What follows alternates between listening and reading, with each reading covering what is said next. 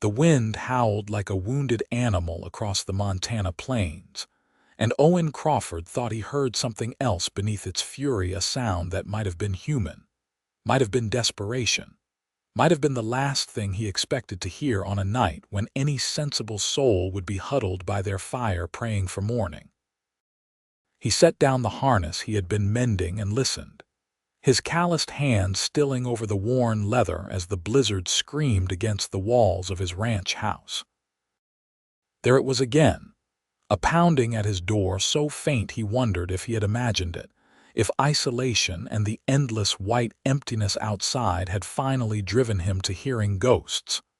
But Owen Crawford was not a man given to flights of fancy.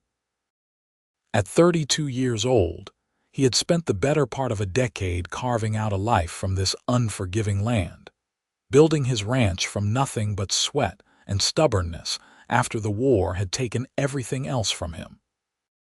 He rose from his chair, moving with the deliberate economy of a man who knew that wasted motion in this country could mean the difference between survival and a frozen grave come spring thaw. The pounding came again, more insistent now, and he crossed the room in 3 long strides, throwing back the heavy bolt and pulling the door open against the wind's resistance. What he saw nearly made him step back in shock. A woman stood on his threshold, so covered in snow she looked like a ghost made flesh, her dark hair plastered to her face and ice crystals clinging to her eyelashes. But it was not the woman herself that stopped his breath in his throat. It was the bundle she clutched to her chest, wrapped in what had once been a good wool blanket but was now soaked through and freezing. The bundle moved, and he heard the thin, pitiful cry of an infant. "Please," the woman said, and her voice cracked on that single word.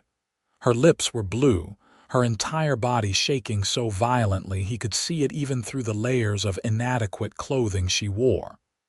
"My baby. Please help my baby." Owen did not waste time with questions. He reached out and pulled her inside, his hands gentle despite their strength as he guided her away from the door and kicked it shut behind them. The sudden absence of wind made the room seem almost silent, broken only by the crackling of the fire and the woman's ragged breathing. She stumbled, her legs giving way, and he caught her before she could fall, supporting her weight as he steered her toward the hearth. "Sit here," he said, his voice rough from disuse. He lived alone and had grown accustomed to silence, but now words came tumbling out with an urgency he had not felt in years. "We need to get you both warm. Can you hold the baby, or should I take the child?" "I can hold her," the woman said through chattering teeth, sinking onto the bench he had positioned near the fire. "I cannot let her go. I cannot." There was something in her voice beyond the cold, beyond exhaustion, a note of desperate fear that made Owen's jaw tighten. He had heard that tone before, during the war, in the voices of people who had lost everything and were clinging to the last thing that mattered.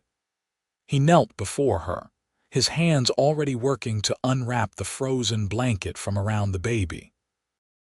"I am not taking her from you," he said firmly, meeting her eyes. They were a striking shade of amber, he noticed, even dulled as they were with cold and terror. "But this blanket is soaked through and will do more harm than good. Let me get something dry." She nodded, her movements jerky, and he rose to fetch the thick quilts from his bed. When he returned, she was trying to open her coat with fingers that would not cooperate, fumbling uselessly at buttons that might as well have been welded shut. He set the quilts aside and gently moved her hands away, working the buttons free himself with practiced efficiency. She did not protest, which told him how far gone she was. A woman traveling alone with a baby, letting a strange man undress her without argument. She was past the point of caring about propriety, focused only on survival. He got the wet coat off her shoulders and immediately wrapped one of the quilts around her, then carefully took the baby from her arms despite her weak sound of protest. The infant was tiny, perhaps 3 or 4 months old if he was any judge, and her skin had a grayish cast that made his heart clench with fear. He had seen that color before, knew what it meant. Hypothermia did not discriminate between young and old, and a baby this small would not last long if they could not warm her quickly. "What is her name?" he asked, more to keep the woman focused than because he needed to know, as he unwrapped the wet cloth from around the baby and grabbed another quilt, this one softer and warmer. "Rose," the woman whispered. "Her name is Rose." "Rose is going to be fine," Owen said with more confidence than he felt, wrapping the baby snugly and holding her close to his chest, using his own body heat to begin the warming process. The baby let out a weak cry, which he took as a good sign. "And what is your name?" "Willa," she said. "Willa Ashford." The name struck him as refined, not the sort of name you heard often in this rough country. Combined with the quality of her now ruined dress beneath the inadequate coat, it painted a picture of a woman who had not been raised for hardship. Yet here she was, having somehow made it through a blizzard that would have killed most experienced frontiersmen. "How did you find this place, Miss Ashford?" he asked, still holding the baby close. Rose's crying had strengthened slightly, which eased some of the tightness in his chest. "There is nothing for 20 miles in any direction." "I saw your light," Willa said, pulling the quilt tighter around herself. Her shaking had lessened somewhat, though she still trembled. "I thought I was going to die. I thought we both were. The wagon overturned half a mile from here, and I just started walking. I did not think I would find anything, but then I saw the light from your window. It was like a star." Owen felt something shift in his chest at her words, at the image of this woman stumbling through the blinding snow with a baby in her arms, following the faint glow from his window. He had lit the lamp without thinking, as he did every night, never imagining it might serve as a beacon for someone lost in the storm. "The wagon," he said. "Was there anyone else with you?" Something flickered across her face, an expression too complex to read but tinged with both grief and what might have been relief. "No, just Rose and myself. The horses broke free when we overturned. I do not know where they went." There was a story there, Owen knew, layers of complication in that simple statement. But this was not the time to press for details. The baby needed tending, and Willa herself was still dangerously cold despite the fire and the quilts. He made a decision, the kind of decision that came naturally to him because hesitation in this country got you killed. "I am going to heat some water for tea, and I want you to drink all of it," he said. "Then we will get some warm food into you. Rose, is she nursing?" Willa's face colored slightly, but she nodded. "Yes, but I do not know if I have anything to give her. I have not eaten since yesterday morning." "Then we need to get food into you first," Owen said practically. "I have salt pork and beans and some bread that is only 2 days old. It is not fancy, but it will serve." He set about preparing the meal with the efficiency of long practice, still keeping Rose tucked against his chest with one arm while he worked. The baby had stopped crying and seemed to be warming, her color improving from that terrifying gray to a more natural pink. He glanced at Willa frequently, monitoring her condition. She had stopped shaking quite so violently, and some life was returning to her face as the fire's heat penetrated the chill that had settled into her bones. The storm continued to rage outside, wind battering the sturdy log walls of the ranch house with a fury that showed no signs of abating. Owen knew from experience that a blizzard like this could last for days, and when it finally cleared, the landscape would be transformed, landmarks buried, paths obliterated. The overturned wagon Willa had mentioned would be invisible beneath drifts that could swallow a horse and rider. Whatever had brought her out into this weather Whatever she was running from or toward, it would have to wait. They were stuck here together until the storm passed. He poured hot tea into a tin cup and brought it to her, carefully transferring Rose back into her arms now that the baby was wrapped in dry warmth. Willa took the cup with hands that still shook slightly, but she managed to grip it, bringing it to her lips and drinking deeply.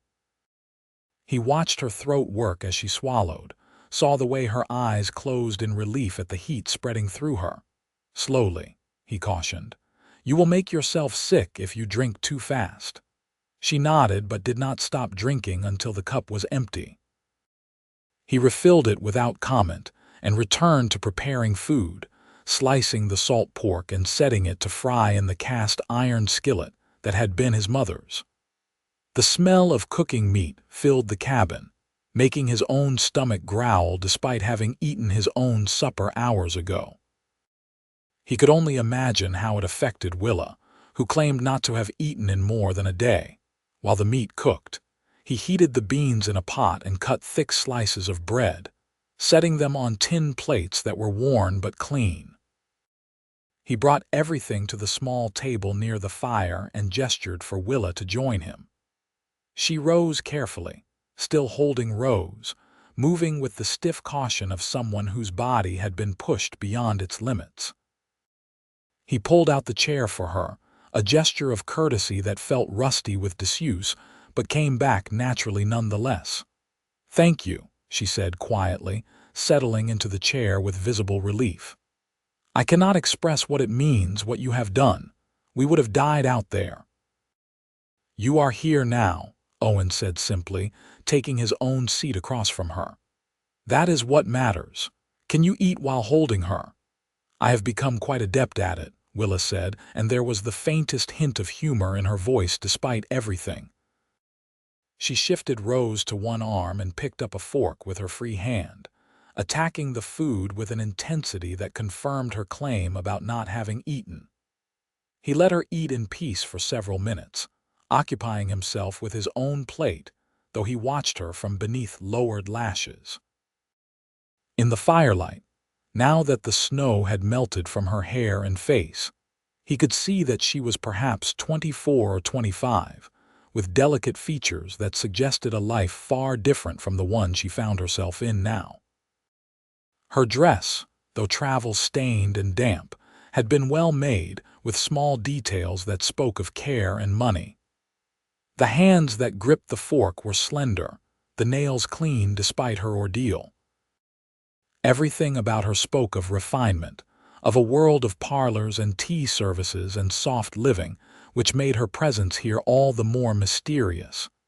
"You said your name was Crawford," she asked after she had eaten enough to take the edge off her hunger. "This is your ranch." "Owen Crawford," he confirmed. "And yes, this is mine. About 2,000 acres, though you cannot see much of it in this weather. I run cattle, some horses. It is just me and one hired hand, though he is staying in Desdemona until spring. Planned to ride back out before the snow hit, but I suppose he had better sense than that." "Desdemona," Willa repeated. "How far is that?" 20 miles north, Owen said. "It is barely a town, just a few buildings and a general store, but it serves." "Are you heading somewhere specific, Miss Ashford?" She was quiet for a long moment, her eyes on Rose's sleeping face. When she spoke, her voice was carefully measured. "I was heading west, to Oregon Territory eventually, though I knew I would need to winter somewhere along the way. I had not planned to arrive at someone's door in the middle of a blizzard." "Oregon is a long way," Owen observed, keeping his tone neutral. "That is a journey best made with a wagon train, not alone with a baby." "I am aware of that," Willa said, and there was steel beneath the weariness in her voice.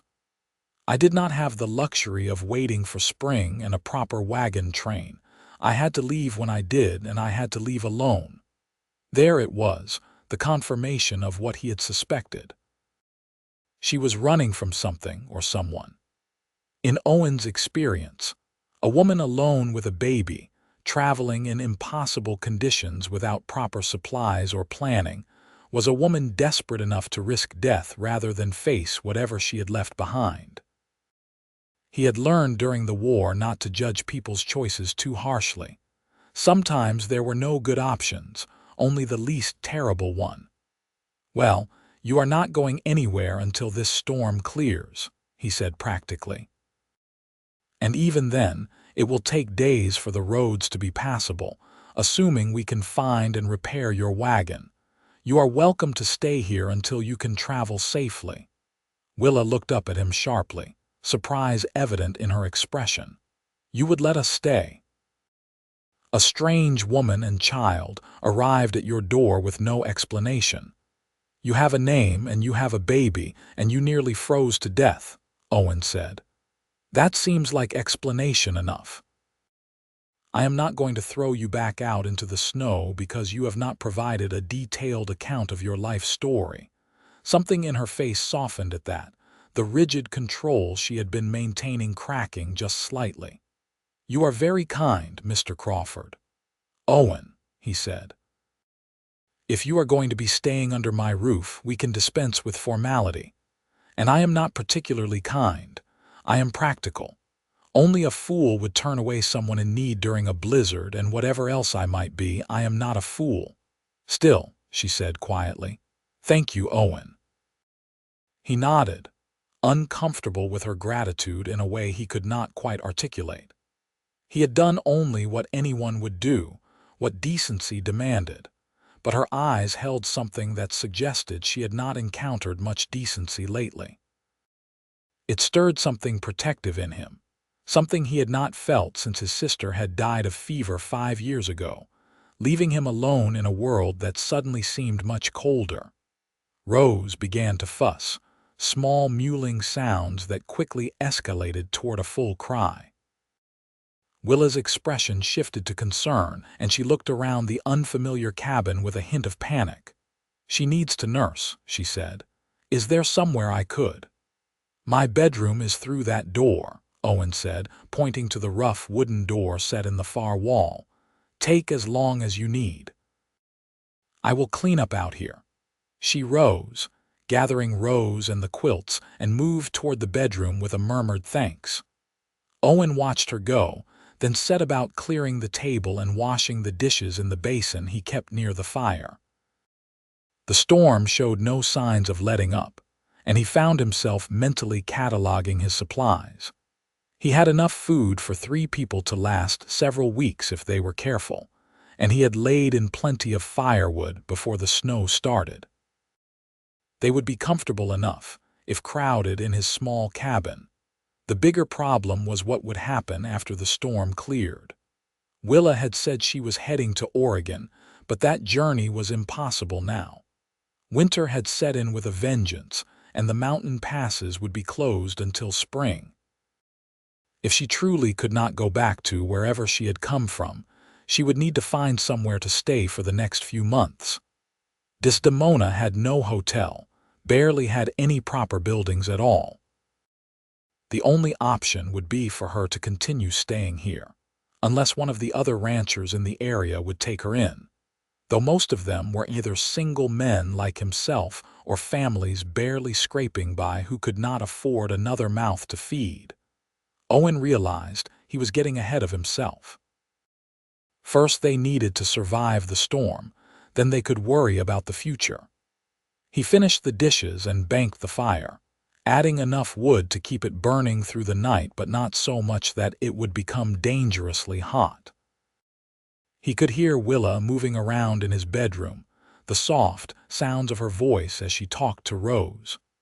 The baby's crying had stopped, replaced by the contented silence that meant she was nursing. He felt suddenly awkward about the sleeping arrangements. The cabin had only one bedroom, and his bed was the only one in it. He had a bedroll that he could use by the fire, but Willa and the baby would need the warmth and comfort of the real bed. He began gathering blankets from the chest where he kept them, making up a pallet near the hearth. It would not be the worst place he had ever slept. During the war, He had spent more nights on frozen ground than he cared to remember. His own floor in front of his own fire was luxury by comparison. Willa emerged from the bedroom perhaps 20 minutes later, Rose sleeping peacefully in her arms. She had removed her wet dress and wore only her chemise and petticoats, the damp clothing draped over one arm. She stopped when she saw him arranging the bedroll, her expression uncertain. "You should not give up your bed," she said. "We can manage by the fire." "The baby needs warmth, and so do you," Owen said firmly. "I have slept in worse places. The bed is yours for as long as you are here. Do you have any dry clothing?" She shook her head. "Everything in my bag was in the wagon. All I have is what I was wearing, and it is soaked through." Owen considered this problem for a moment, then moved to the chest at the foot of his bed and pulled out one of his shirts and a pair of long underwear. They would be enormous on her, but they were clean and dry. "These will have to do for tonight," he said, handing them to her. "Tomorrow, when the storm lets up some, I will see if I can find your wagon and retrieve your things." "You cannot go out in that," Willa protested, gesturing toward the window where the blizzard continued its assault.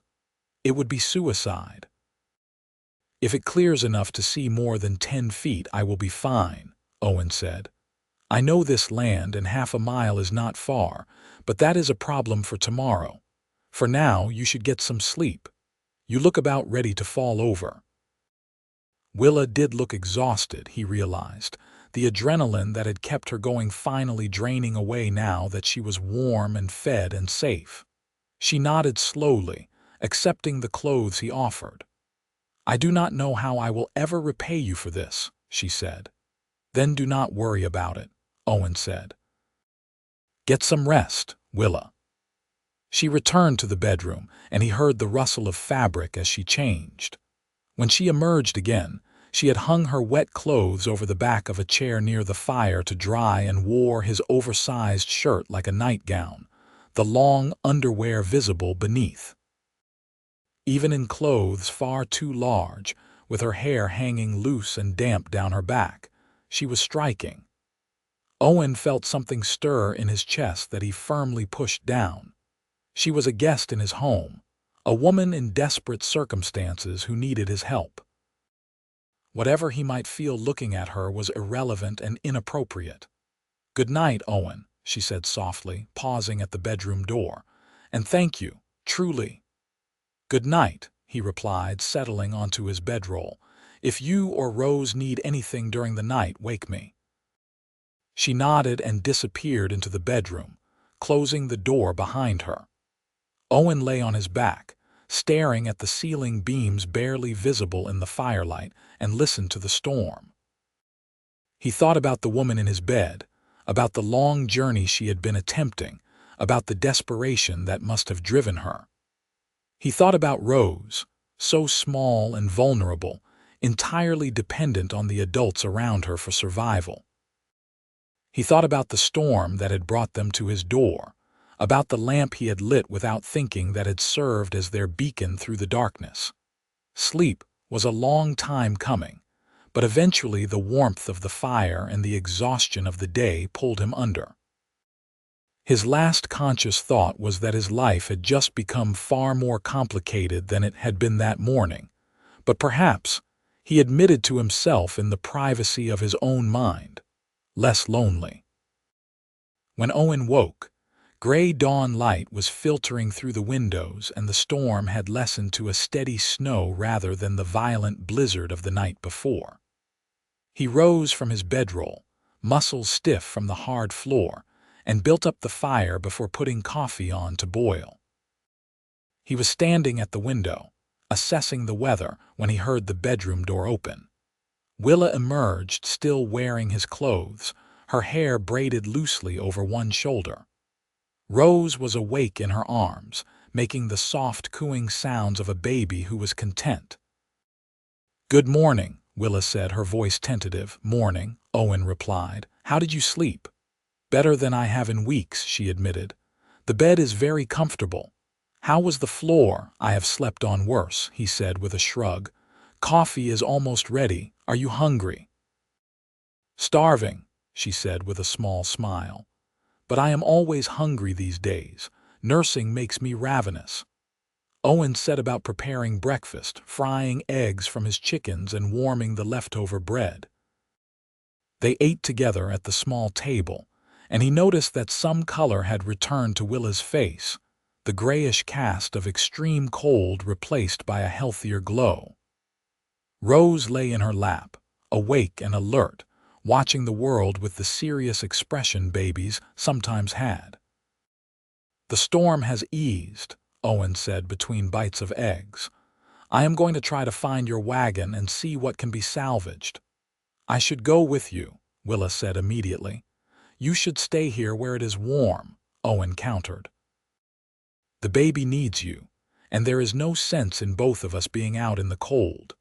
Can you describe where the wagon overturned?" Willa frowned, but seemed to recognize the sense in his argument. "I came from the south, following what I thought was a road, though it was hard to tell with all the snow. The wagon hit something, a rock or a rut I could not see. It tipped and the horses panicked. They broke free from the traces and ran. The last I saw, they were heading east." "South half a mile," Owen repeated. "I will find it. If the horses went east, they might have circled back to my barn." "Horses tend to seek shelter. I will check there first." He finished his breakfast and dressed for the weather, layering on his warmest coat and wrapping a scarf around his face until only his eyes were visible. Willa watched him prepare with visible anxiety, and he realized she was worried about him, this stranger who had taken her in. It created an odd feeling of warmth in his chest. "I will be back within 2 hours," he promised. "Keep the fire going and stay inside." The cold hit him like a physical blow when he opened the door, stealing his breath despite the scarf. The world was white in every direction, the familiar landmarks of his ranch transformed into an alien landscape of drifts and snow-shrouded shapes. He made his way to the barn first, fighting through snow that came up to his knees, and was relieved to find his own 2 horses safe and comfortable in their stalls. He had brought them in before the storm hit, not trusting them to weather it in the open pasture.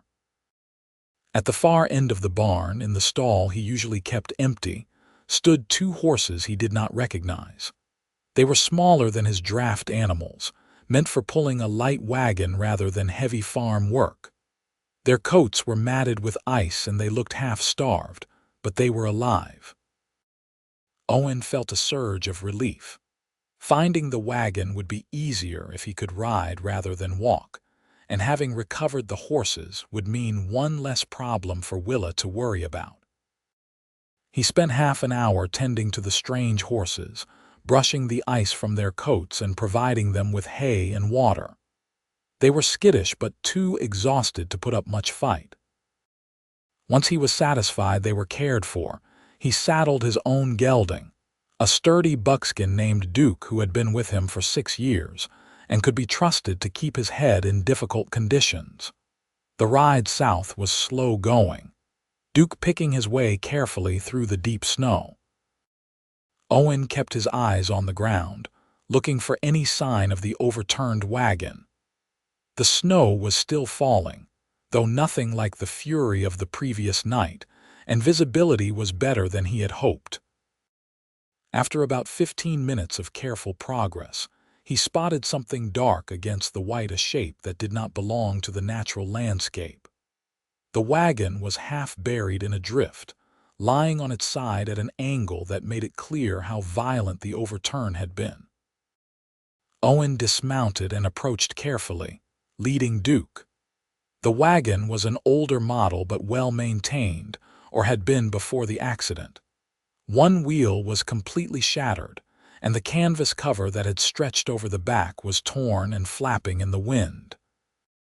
Whatever belongings Willa had been traveling with were scattered across the snow, some already buried, some still visible. Owen began the process of gathering what he could find, tying items to Duke's saddle or stuffing them into his saddlebags. He found a carpet bag that seemed to hold women's clothing, mostly damp but salvageable. There were blankets, more damaged than the ones she had arrived with.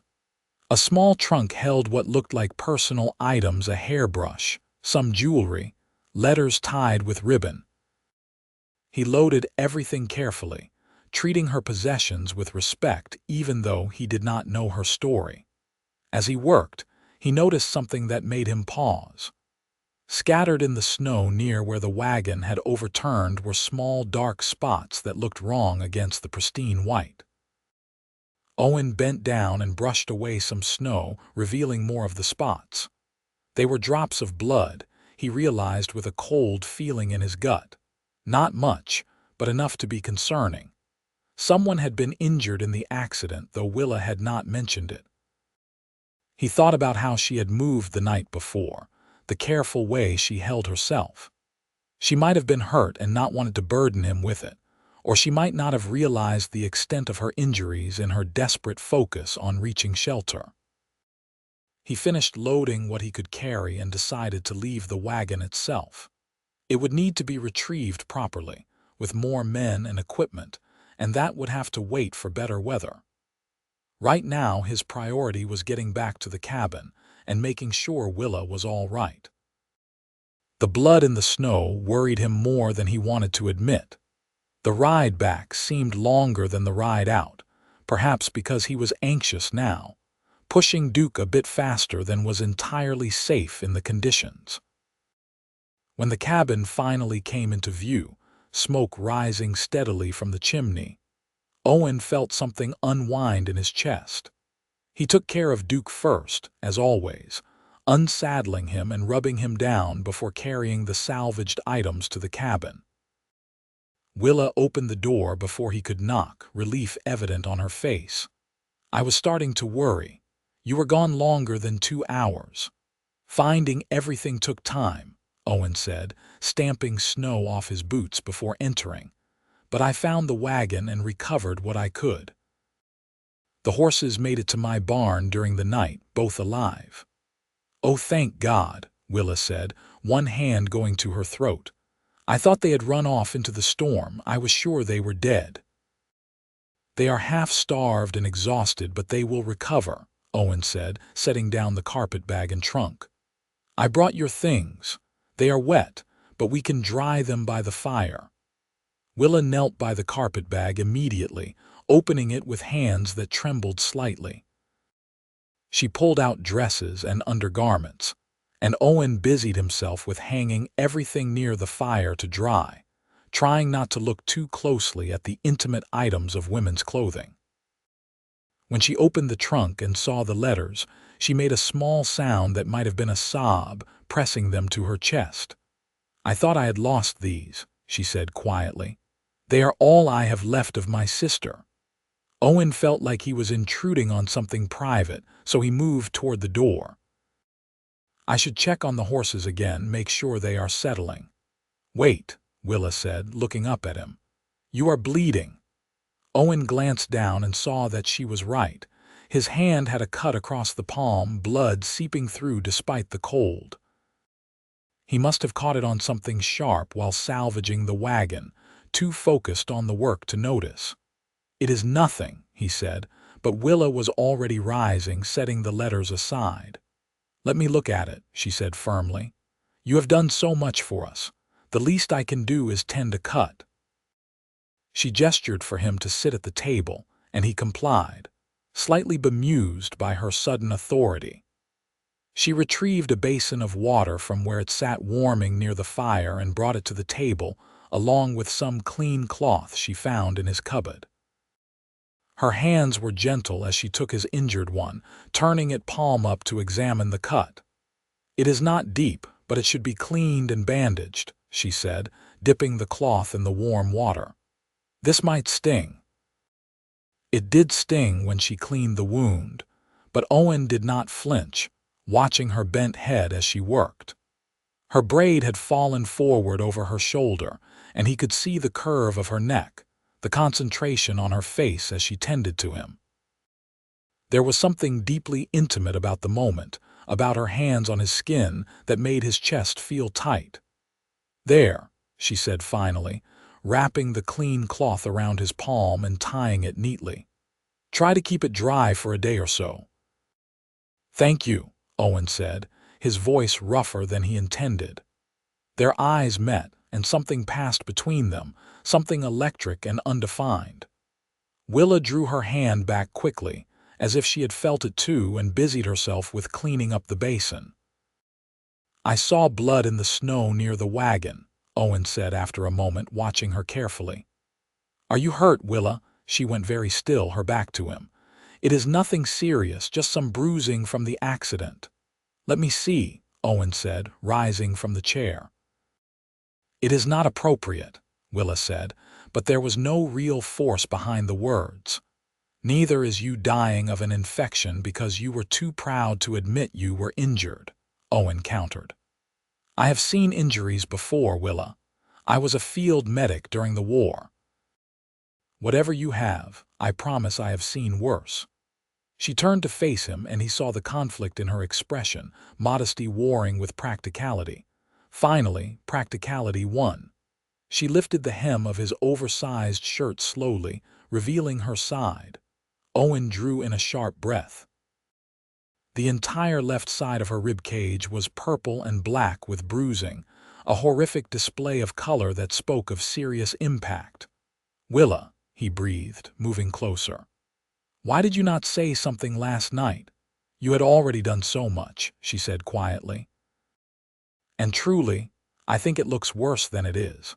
Nothing feels broken, just bruised." Owen pressed carefully along her ribs, watching her face for signs of pain. She flinched a few times, but nothing suggested broken bones. He had seen enough injuries to know the difference. But the bruising was severe, and she must have been in significant pain despite her claims otherwise. "You were lucky," he said finally, stepping back.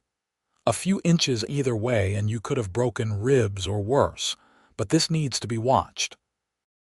If you develop fever or the pain worsens, it could mean internal bleeding." "I will be fine," Willa said, lowering the shirt. "I have survived worse than a few bruises." There was something in the way she said it, a depth of meaning that suggested she was not talking about physical injuries. Owen wanted to ask what she meant, what she had survived, but he held his tongue. She would tell him when she was ready, or she would not. Either way, pushing her would only make her retreat. Rose chose that moment to wake from her nap, her crying splitting the quiet of the cabin. Willa moved immediately to the bedroom to get her, and Owen was left standing by the fire, thinking about bruises and blood in the snow and the mysteries contained in a woman's past. The next few days fell into a pattern. The storm continued, sometimes lessening to a gentle snowfall, sometimes rising again to blizzard conditions. They were trapped together in the small cabin, learning to navigate around each other in the limited space.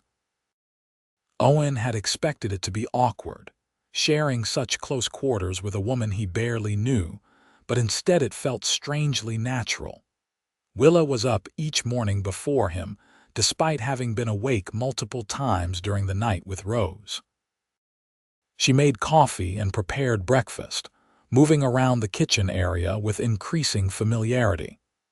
She washed dishes and mended his clothes without being asked, seeming to need to contribute something to balance the scales of his hospitality.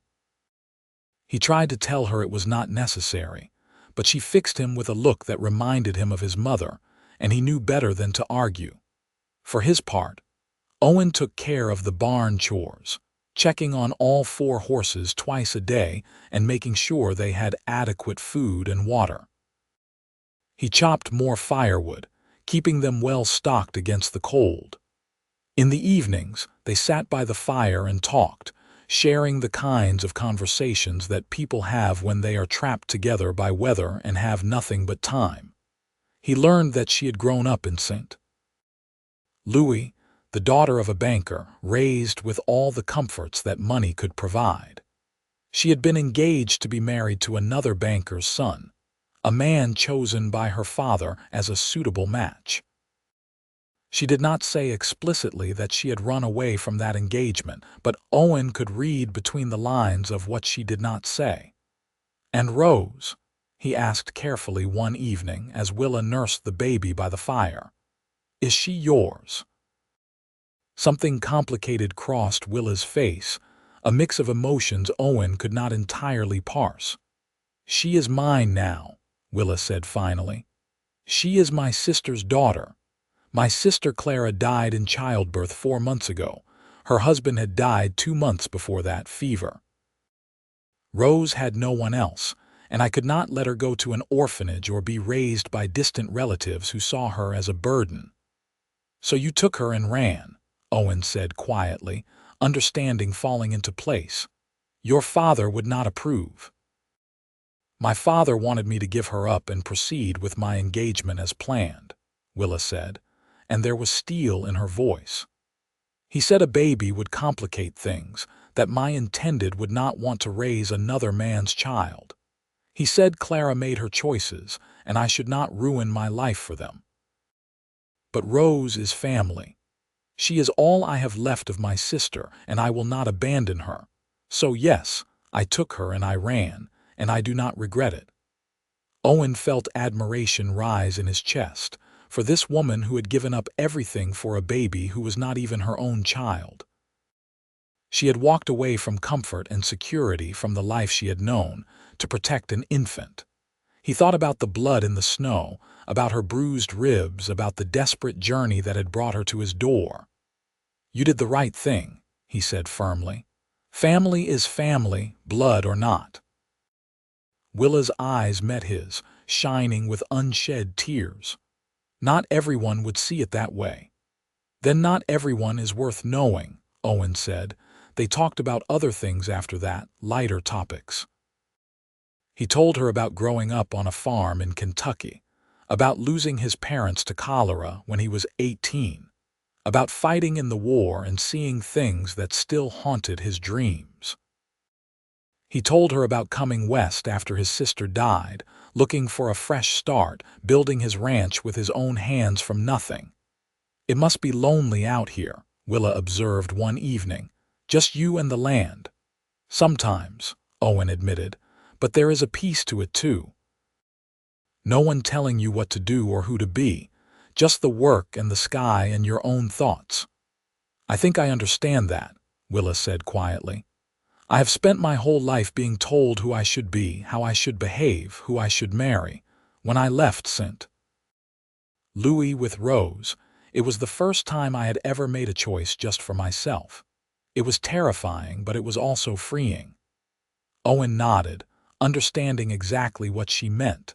They were not so different, he and this woman from a completely different world. Both of them seeking something they could not quite name, both of them willing to risk everything to find it. On the 5th day after Willa's arrival, the storm finally broke. Owen woke to silence, that particular quality of quiet that comes after days of howling wind.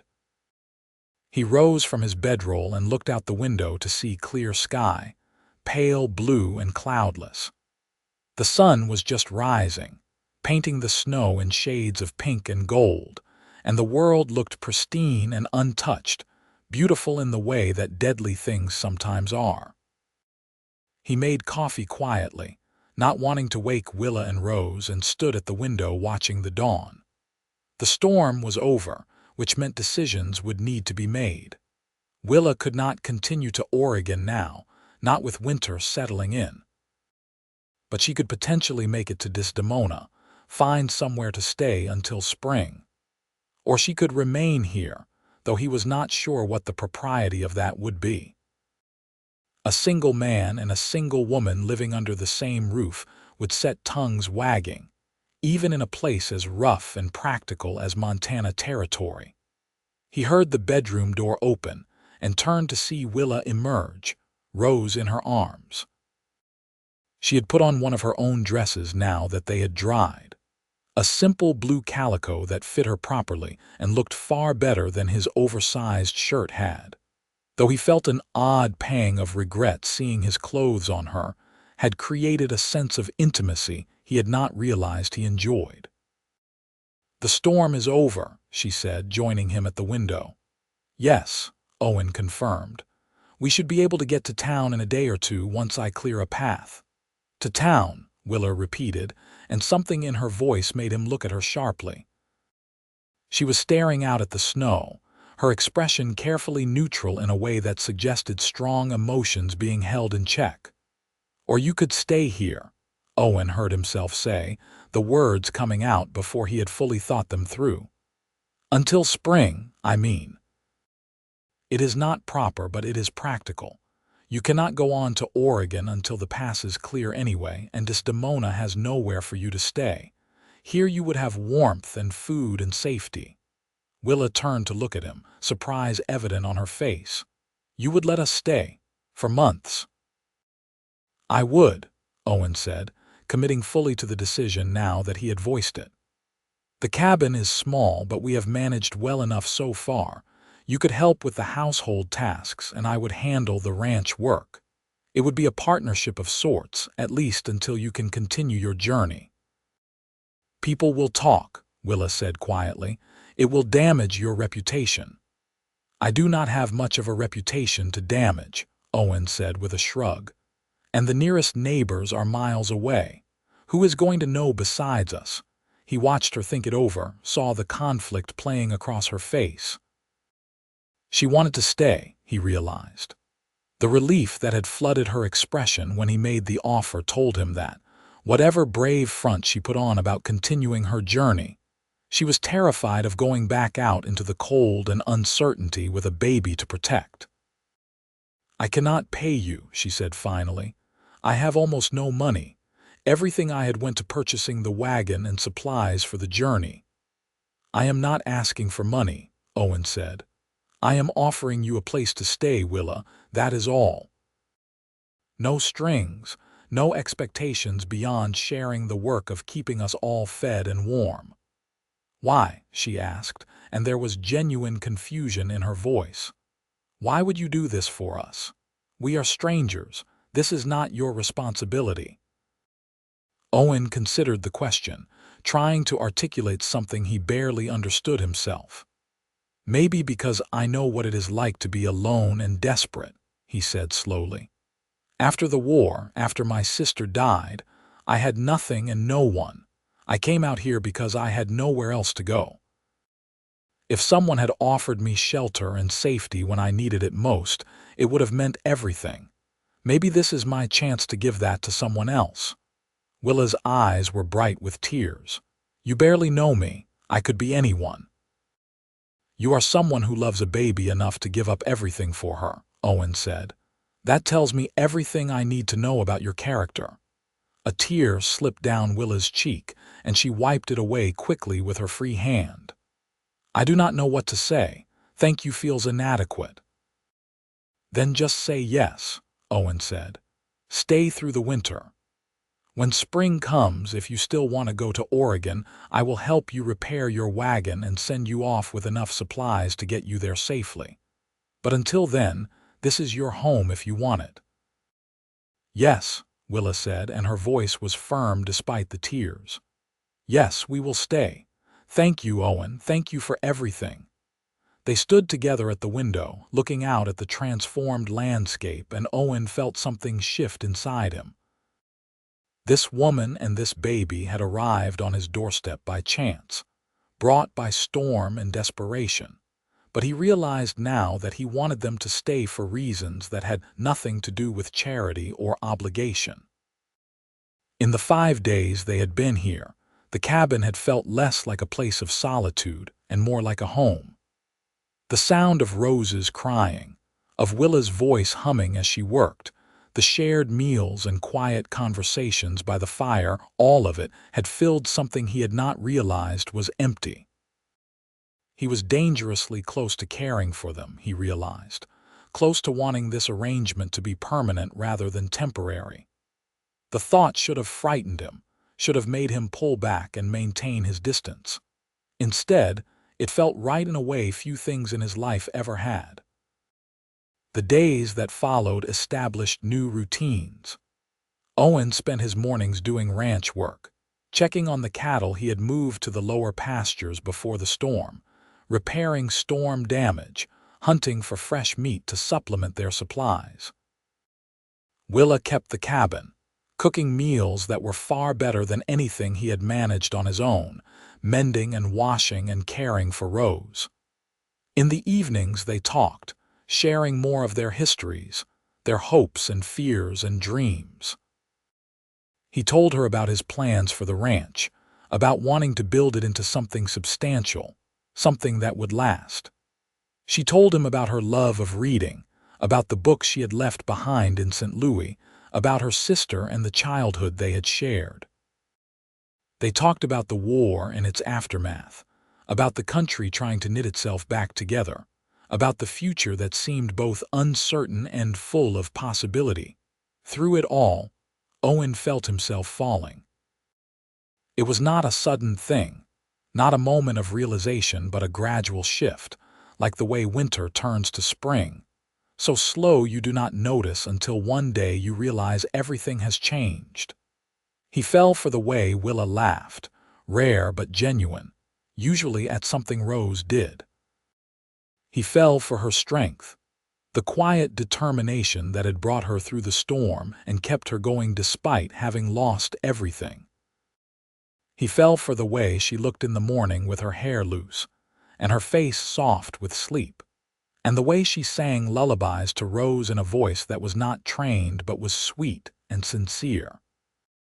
He fell for the moments when their hands would brush as they passed something across the table, the way she would meet his eyes and smile with a warmth that made his chest tight. He fell for the domesticity of it all, the simple pleasure of coming in from the cold to find her waiting, to find the cabin warm and welcoming and full of life.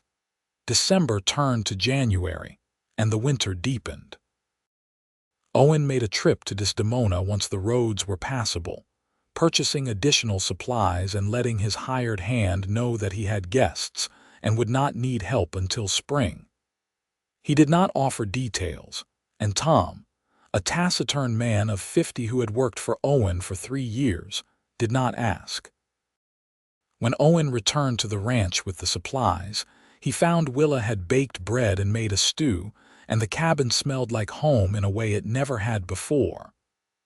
"I was worried when you were gone so long," Willa admitted as they ate supper that night. "I know it is foolish. You have been making that trip for years, but I kept thinking about the storm, about how quickly weather can turn." "I am fine," Owen said, touched by her concern. "It was clear the whole way, but I should have left a note or told you how long I expected to be." "We are not used to worrying about each other yet," Willa said with a small smile. "I suppose we need to learn." The word, "yet," hung in the air between them, full of implications about a future that extended beyond this temporary arrangement. Owen wanted to reach across the table and take her hand, to tell her that he wanted there to be a future, that he wanted this to be permanent. But he held back, afraid of pushing too fast, of scaring her away when she had only just found stability. But the truth was becoming harder to ignore. He was in love with Willa Ashford. Somewhere between rescuing her from the blizzard and sharing these quiet winter days, he had fallen completely and irrevocably in love. He loved her courage and her kindness, her fierce protection of Rose, the way she had taken his rough bachelor cabin and made it a home. He loved the sound of her voice and the way she moved through the space, graceful and purposeful. He loved her, and the knowledge of it filled him with both joy and terror. February came, and with it a thaw that was only temporary but gave a glimpse of the spring to come. Owen took advantage of the better weather to make repairs to the barn and check on his cattle. He lost fewer head than he had feared, and the ones that remained were in decent condition. It would be a good year, he thought, if this kept up. He was coming back to the cabin one afternoon when he heard voices. He quickened his pace, concerned about who might have come visiting, and found Willa standing in the doorway talking to a man on horseback. The man was well-dressed, too well-dressed for this country, and there was something about the way he sat his horse that spoke of city life and soft living. "I am not going back with you, Charles," Willa was saying, her voice firm despite the trembling Owen could detect in it. "I have told you this in every letter you have sent. I do not understand why you came all this way when my answer will not change." "Because this is madness, Willa," the man Charles said. His voice was educated, refined, and held a note of exasperation. "You cannot seriously intend to spend your life hiding in the wilderness with a baby that is not even yours. Your father is willing to forgive everything if you just come home and honor your commitment. We can still be married. I am willing to overlook this entire episode." "How generous of you," Willa said, and Owen heard the anger beneath her controlled tone. "To overlook my refusal to abandon my niece. To overlook my desire to make my own choices about my own life. What a magnanimous man you are, Charles." Owen approached, making his footsteps deliberately audible. Both Willa and Charles turned toward him. Willa's face showed relief at his arrival. Charles's showed assessment and something that might have been disdain. "Is there a problem?"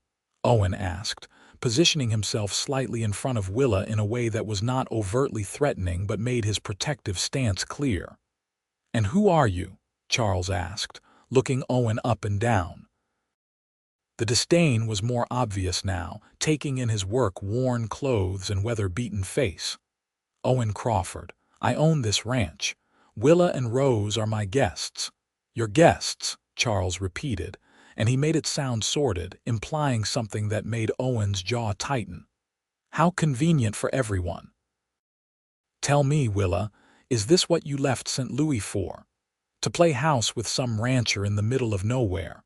"You will watch your tone," Owen said, his voice dropping to a dangerous register.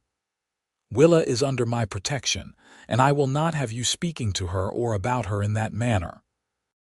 "Your protection," Charles said with a cold smile. "How romantic! Does your protection extend to giving her the life she deserves? Can you offer her anything beyond this?" He gestured dismissively at the cabin and the snow-covered ranch beyond. "I can offer her respect," Owen said quietly. "And the freedom to make her own choices. Can you say the same?" Charles's face darkened. "You have no idea what you are talking about. Willa, be reasonable. You are throwing away everything, your family, your future, your place in society. And for what? To raise a child alone, to live in poverty on the frontier."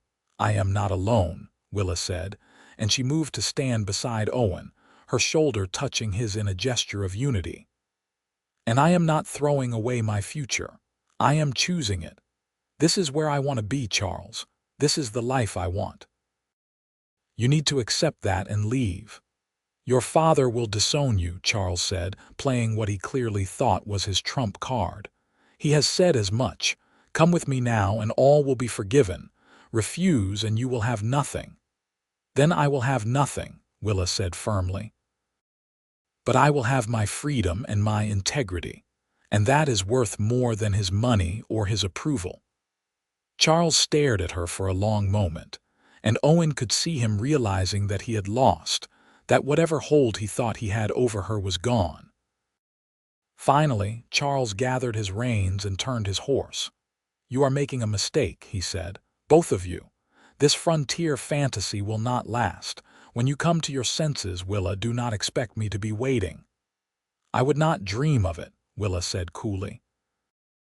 They watched him ride away, his figure gradually disappearing into the distance. Only when he was completely out of sight did Willa's rigid posture collapse slightly, and Owen felt her sway beside him. He caught her elbow, steadying her. "Are you all right?" he asked quietly. "I am fine," she said, but her voice shook. "I knew he would come eventually. My father hired a detective to find me.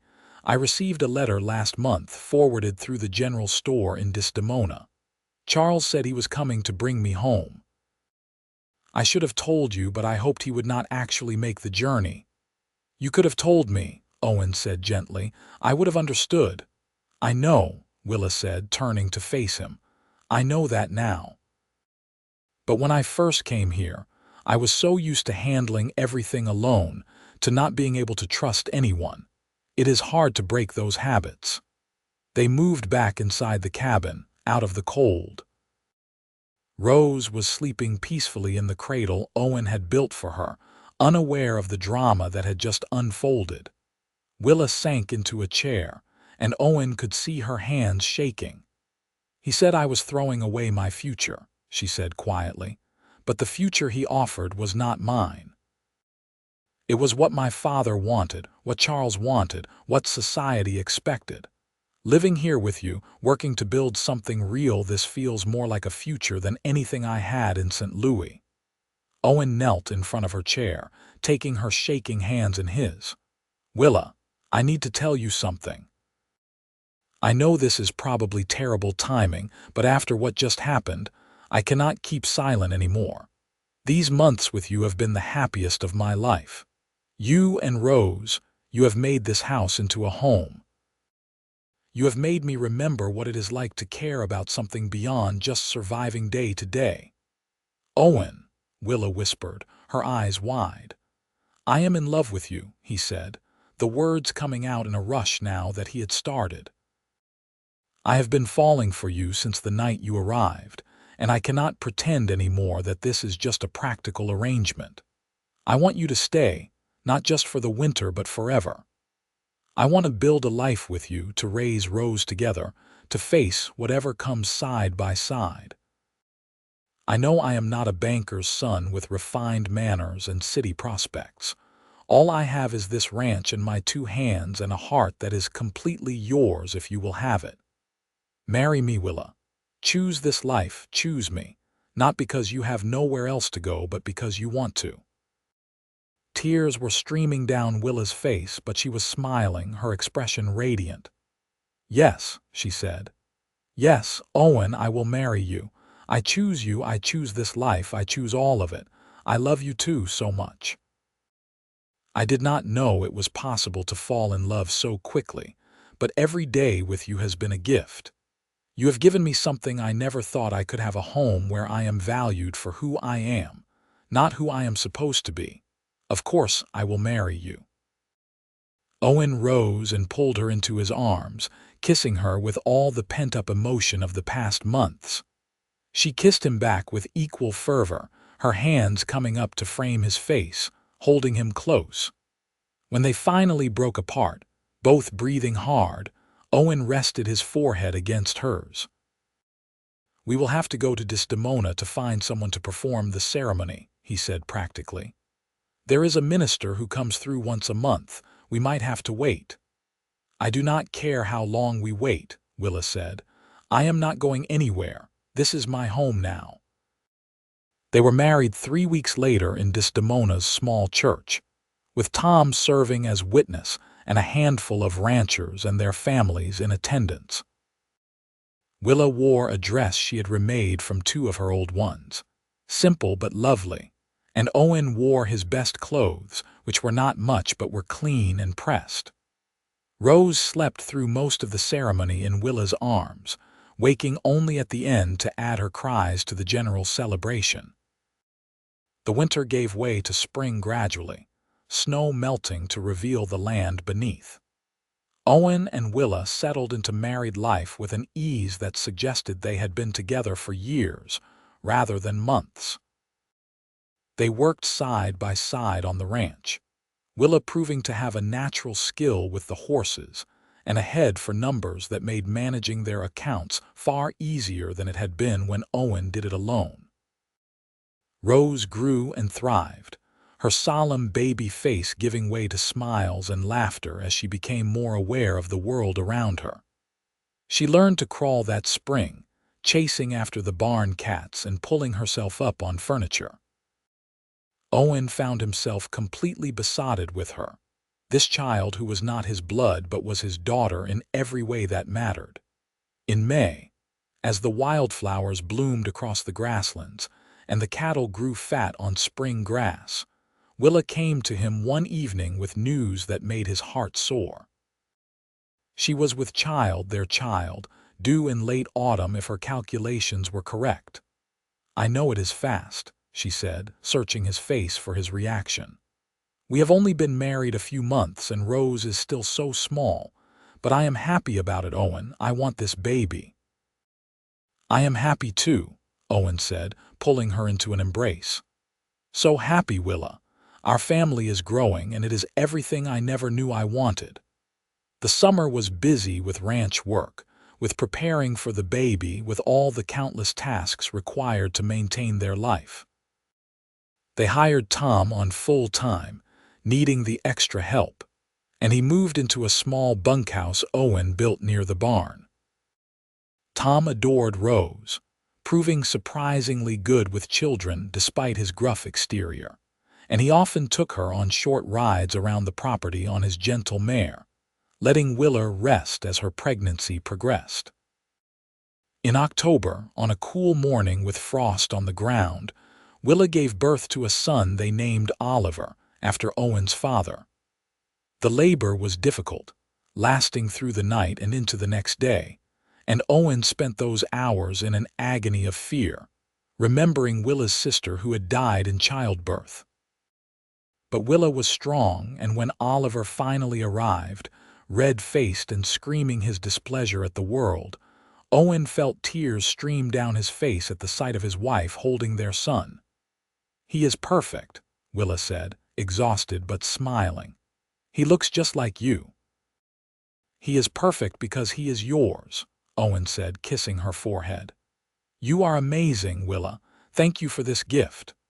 Rose, now over a year old and walking with determined if unsteady steps, was fascinated by her new brother.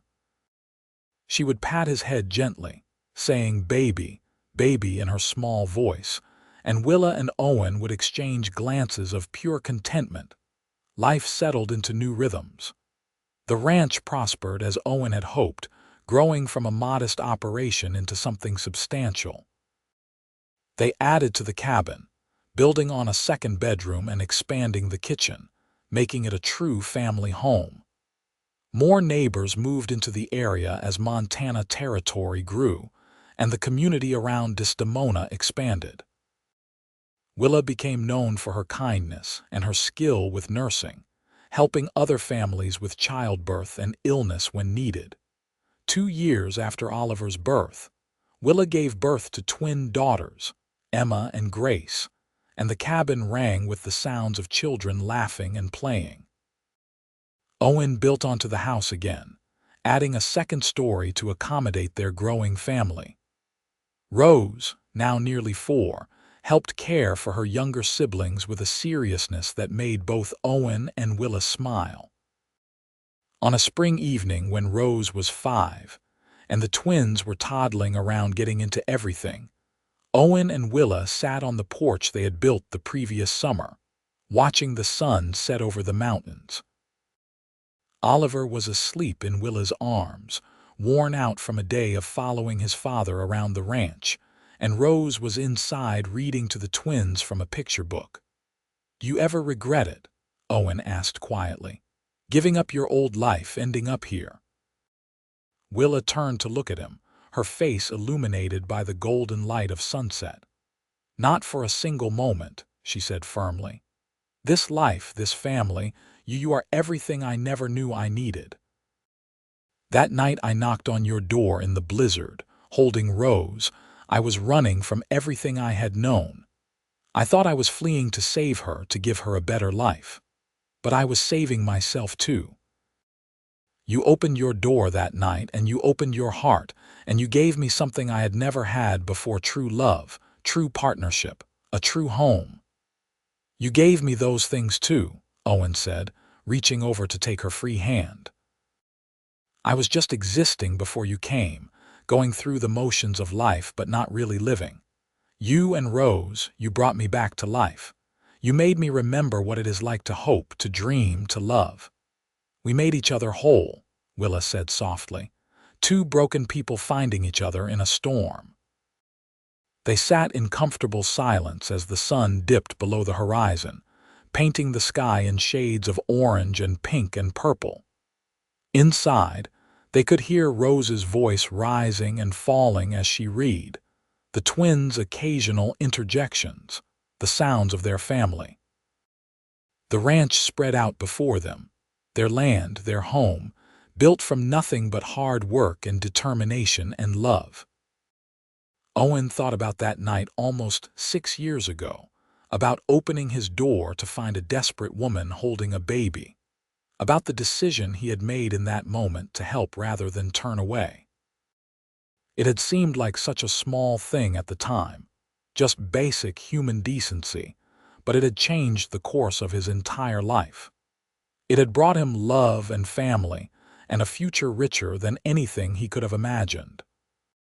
"I love you," he said, as he said every day, the words never losing their meaning despite their frequency. "I love you too," Willa replied, leaning her head on his shoulder. "Thank you for opening your door that night. Thank you for saving us." "You saved me right back," Owen said. "We saved each other."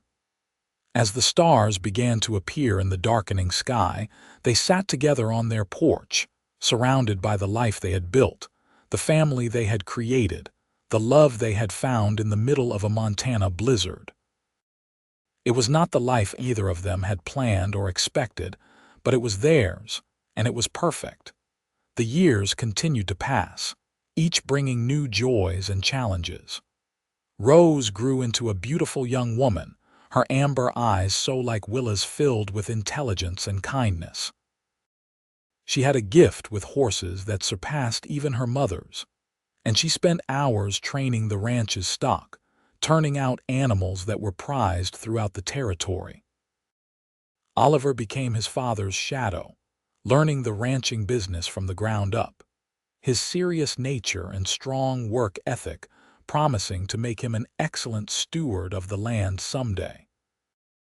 The twins, Emma and Grace, were bright lights of mischief and laughter, keeping everyone on their toes with their schemes and adventures. In the summer, when Rose turned 18, a young rancher from the neighboring property began calling regularly, and Owen found himself in the strange position of evaluating whether any man would ever be good enough for his eldest daughter. Willa laughed at his protectiveness, but understood it, for Rose would always be special to both of them, the baby who had brought them together. "You cannot keep her here forever," Willa said gently one evening after the young man, whose name was Daniel, had left following supper. "She is grown now, and she has her own life to live." "I know," Owen said, though he did not like it. "I just want to be sure he deserves her." "No one will ever deserve her in your eyes," Willa said with amusement, "but he seems like a good man. He works hard, he is respectful, and most importantly, he looks at her like she hung the moon. That is what matters." Owen had to admit she was right. When Rose and Daniel announced their engagement that fall, he gave his blessing willingly, seeing in their eyes the same love that he and Willa shared. They were married the following spring in Desdemona's church, now much larger than it had been when Owen and Willa had wed there so many years before. Standing at his daughter's wedding, watching her smile at her new husband with joy and love, Owen felt Willa's hand slip into his. He squeezed it gently, grateful beyond words for this life they had built together. Rose was not his daughter by blood, but she was his daughter by choice and by love, and giving her away to start her own family filled him with both pride and a bittersweet ache. "She will be happy," Willa whispered, reading his thoughts as she so often did. "I know," Owen replied. "We taught her what love looks like. She will carry that with her." More years passed. Oliver married a doctor's daughter from Desdemona, a clever woman named Sarah who kept him on his toes and matched his serious nature with her own quiet strength. They built a house on the far corner of the ranch's land, planning to take over the operation as Owen grew older. Emma married a schoolteacher and moved to Helena, where she started her own school for girls. Grace, ever the adventurous one, studied veterinary medicine, one of the first women in the territory to do so, and returned to practice in Desdemona. The ranch continued to thrive under Oliver's management, growing even larger than Owen had dreamed possible. Rose and Daniel's ranch prospered too, and the two families worked together, supporting each other through good years and bad. Grandchildren arrived, filling Owen and Willa's home with noise and laughter and love. On a quiet evening in early autumn, when Owen was in his 60s and Willa in her 50s, they sat on their porch as they had done countless times before. The house was quiet for once, their children grown and their grandchildren gone home. The sun was setting, painting the familiar landscape in shades of gold. "You remember the night I arrived?" Willa asked suddenly, her hand in Owen's as it always was. "Every detail," Owen said. "The storm, the knock on the door, the way you looked half frozen and completely desperate, the way Rose cried. The moment I knew my life had just changed forever."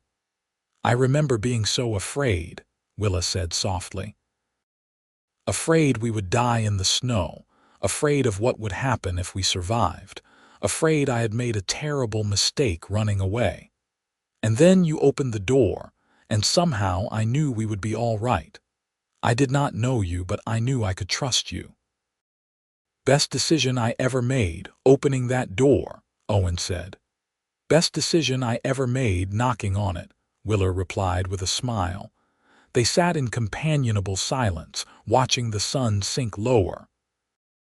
Owen thought about all the years since that night, about the life they had built from that single desperate moment. 4 children raised, a ranch built into something substantial and lasting, a love that had only deepened with time. It had not always been easy. There had been hard years, crop failures and cattle diseases, harsh winters and dry summers.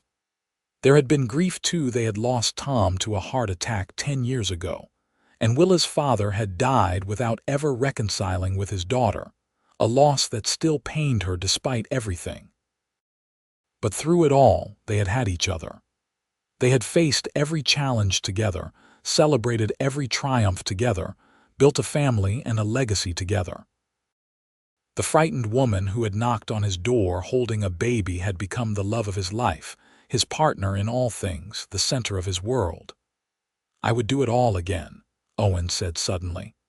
"Every moment, every struggle, every joy. I would choose you every time in every lifetime."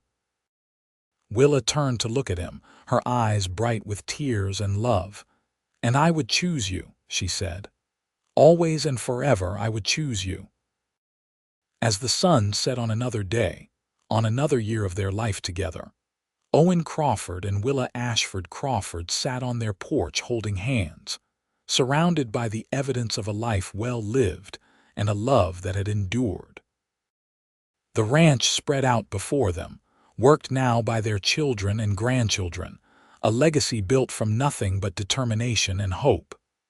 The mountains rose in the distance, solid and eternal, bearing witness to their story.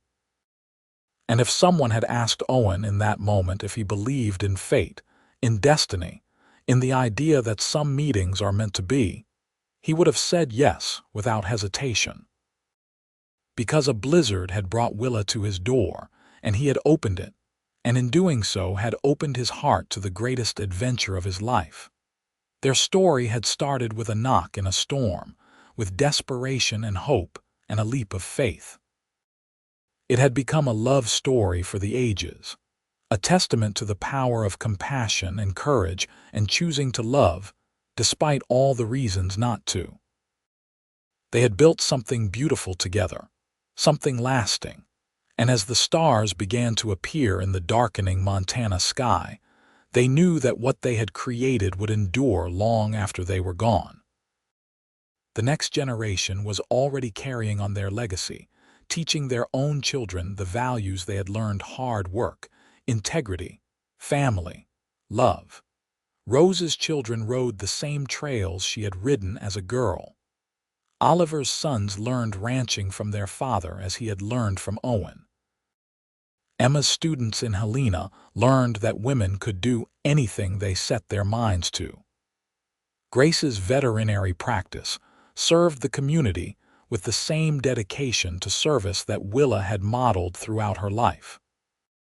As Owen and Willa grew older, they spent more of their time on the porch they loved, watching the land they had built their life on, receiving visits from children and grandchildren and eventually great-grandchildren. They told stories of the old days, of the night they met, of the early years when they were building everything from nothing. The younger generations listened with rapt attention, understanding that they were hearing something special, a love story that had shaped all their lives.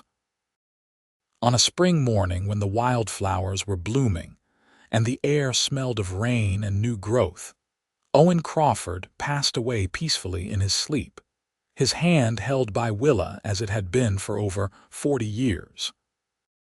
He was 78 years old, and he died having lived a full and rich life, surrounded by family and love. Willa grieved deeply, but not without gratitude. She had had more than 40 years with the man she loved, had built a life beyond her wildest dreams, had raised 4 children who had become good and decent people. She had been loved completely and had loved completely in return. Not everyone could say that. She lived for another 5 years after Owen's death, remaining in the house they had built together, surrounded by their children and grandchildren. Rose, now in her 50s, moved back to the main house to care for her mother, the relationship coming full circle as Willa had once cared for her. On a winter evening, as snow fell gently outside and a fire crackled in the hearth, Willa Ashford Crawford passed away in the same house where she had spent most of her life. Her children surrounded her bed, holding her hands and telling her they loved her. Her last words were of Owen, saying she could see him waiting for her, and her last expression was a smile of pure joy. They buried her next to Owen on a hill overlooking the ranch, a spot they had chosen together years before. The entire community turned out for the funeral, testament to the impact Willa had had on everyone she met. Her children and grandchildren stood at the graveside, mourning their loss but celebrating a life well lived and a love that had endured through everything. Years passed, then decades. The ranch continued under the stewardship of Oliver's descendants, growing and changing with the times but maintaining the values Owen and Willa had established. The little cabin that had started it all was preserved and maintained, a monument to where it had all begun. Visitors would come sometimes, descendants of the family wanting to see where their great-great-grandparents had lived and loved. The story of Owen and Willa became family legend, passed down through the generations.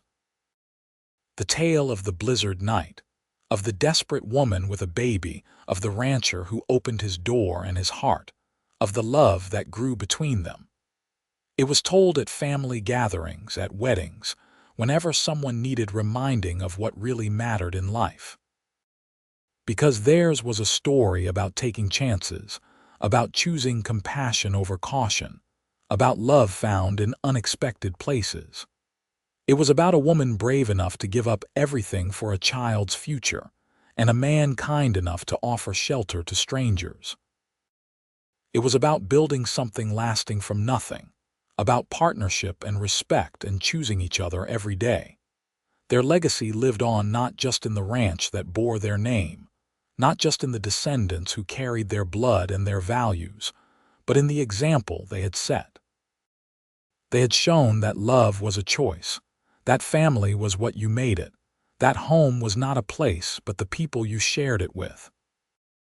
On cold winter nights, when the wind howled across the Montana plains as it had the night Willa arrived, people would sometimes stand at the windows of the old ranch house and imagine they could see them, Owen and Willa, young again, standing on the porch and looking out at the land they loved. And perhaps they were there, in a way, their spirits woven into the fabric of the place they had built, the love they had shared, the family they had created.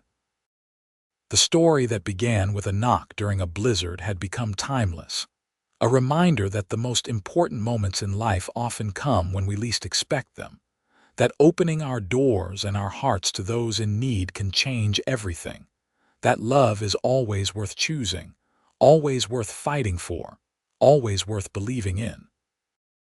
And so the story of Owen Crawford and Willa Ashford lived on, carried through the years on the voices of their descendants. A love story from the Wild West that proved that sometimes the greatest adventures begin with a single act of kindness. A door opened during a storm, and two hearts brave enough to take a chance on each other.